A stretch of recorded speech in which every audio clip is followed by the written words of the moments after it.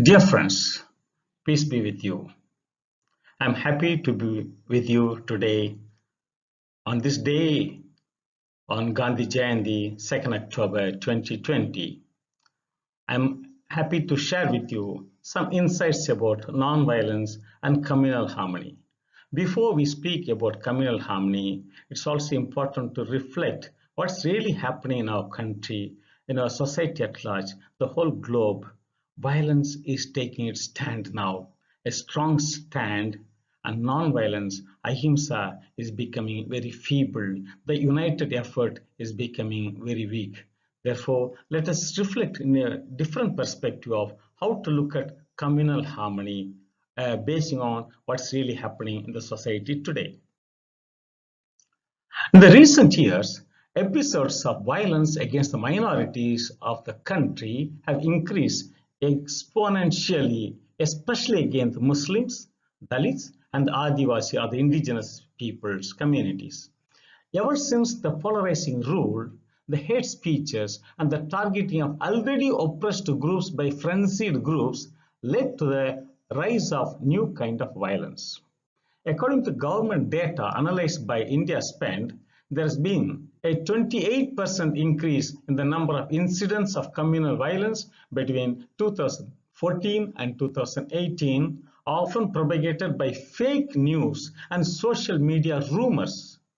Violence and hate crimes have become the new norm in India, so much so that the country has been called Linkistan or Lynchistan because of the lynching culture. As many as 2,920 communal or caste-based incidents have been reported in India between 2013 and 2017, in which 389 people were killed and 8,890 people injured, according to the Home Ministry data, whose figures are often lower than those collected by the National Crime Records Bureau.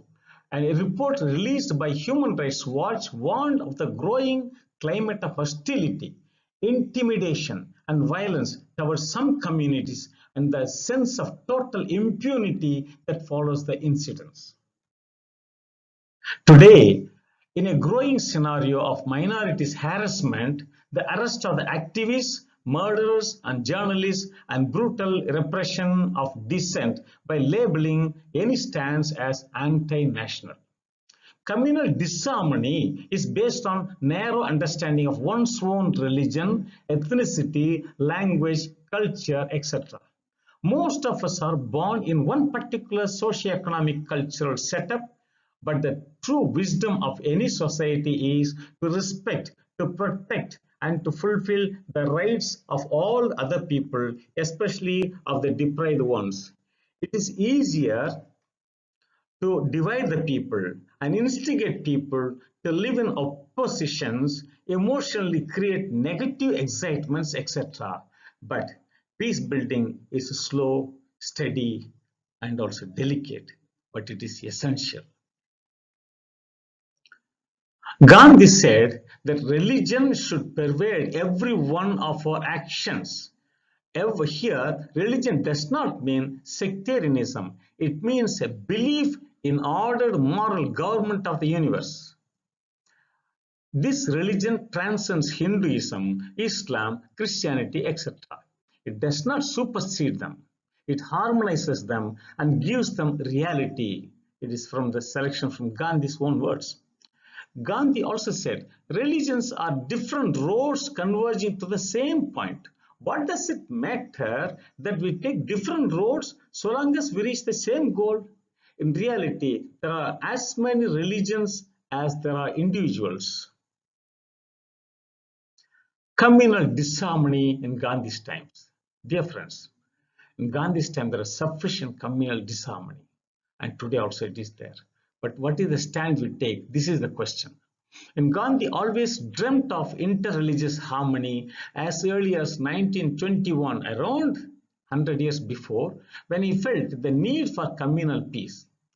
Hence, he told, if not during my lifetime, I know that after my death, Both Hindus and Mussalmans will bear witness that I had never ceased to yearn after communal peace.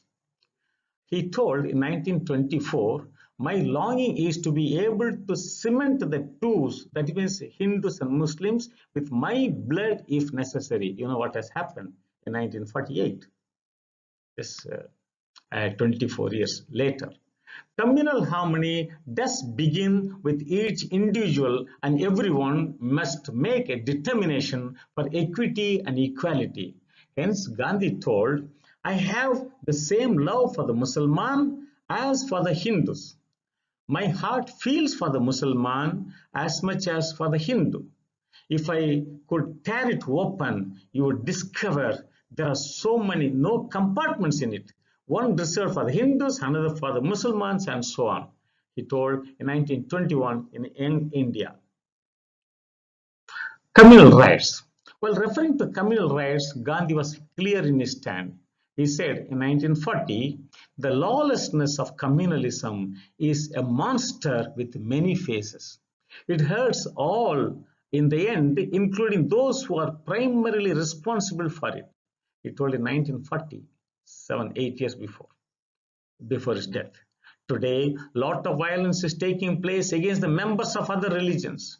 In 1946, we read from Gandhi's message, we would convert and control the hooligan elements. He also said in 1947, there is no room for Gundaism in any religion worth the name, be it Islam, Hinduism, or any other. But today, Gundaism is propagated. It's a very painful thing. Religious harmony and the prosperous India. Respect for religions is the duty of every citizen and government if we dream for a prosperous country. Gandhi told as early as in 1919, each must respect the other religions, must refrain from even secretly thinking ill of the other. 1919 in Young India. Today, a lot of hate speeches and hate culture is propagated. This is not new. It was referred to by Gandhi as early as 1924. He said, no propaganda can be allowed which reviles other religions. Young India, 1924. He also said that religious intolerance is a sign of denial of God himself or herself. He wrote in Young India, to revile one another's religion, to make reckless statements, to utter untruth, to break the heads of innocent men, of course women, to desecrate the temples and mosques is a denial of God. 1924. The way to end communal harmony is that each one is rooted in one's own religion.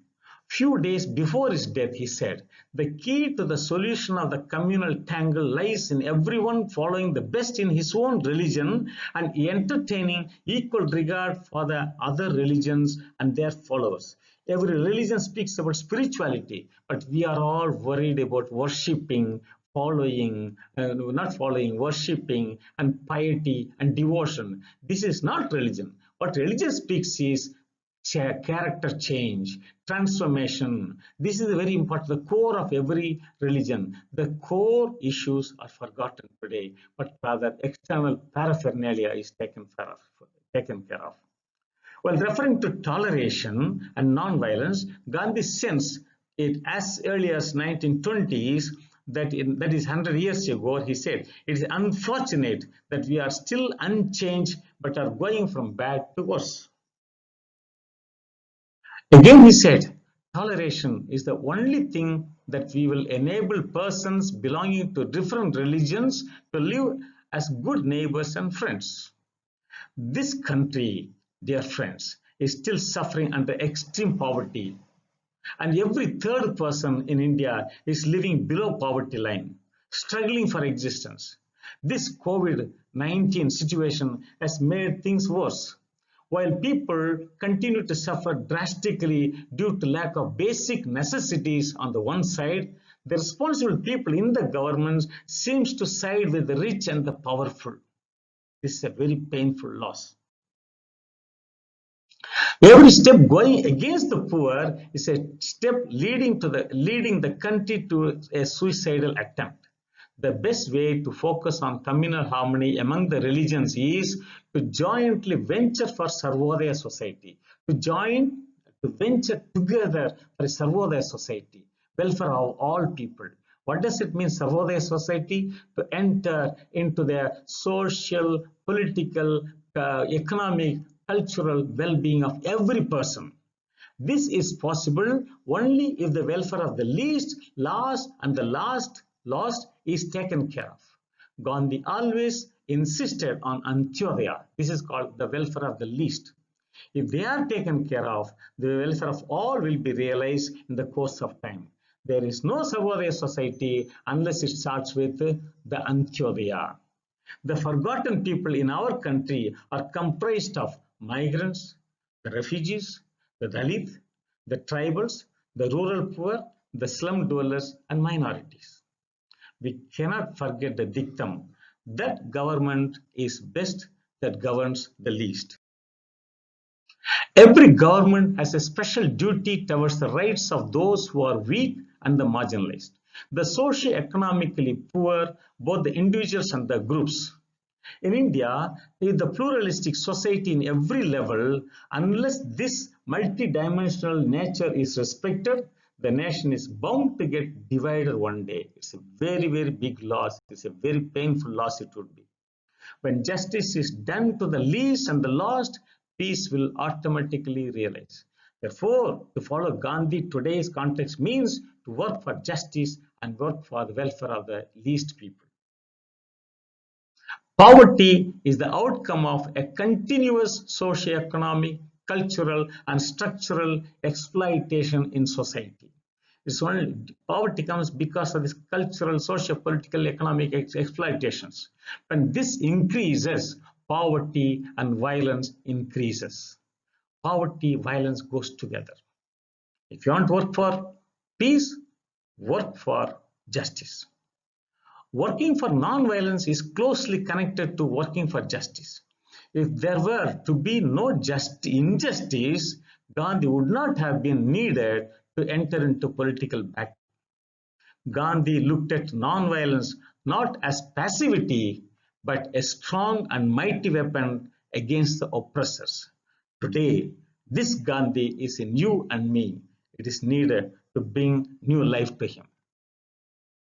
It was fortunate that the British had some conscience to listen to the reason behind Gandhi's non-violent protest. But today, the governments do not seem to have that much conscience to listen to the cry of the poor. If you want to build up a happy and peaceful country, work for justice, work for human rights. If you want any country to be in harmony and to be for the people, of the people, and by the people, begin with respecting, protecting, and fulfilling the rights of the individuals and the communities. This process is always non-violent. Both ends and means become noble and acceptable. Thank you, dear friends. Peace be with you once again. God bless you.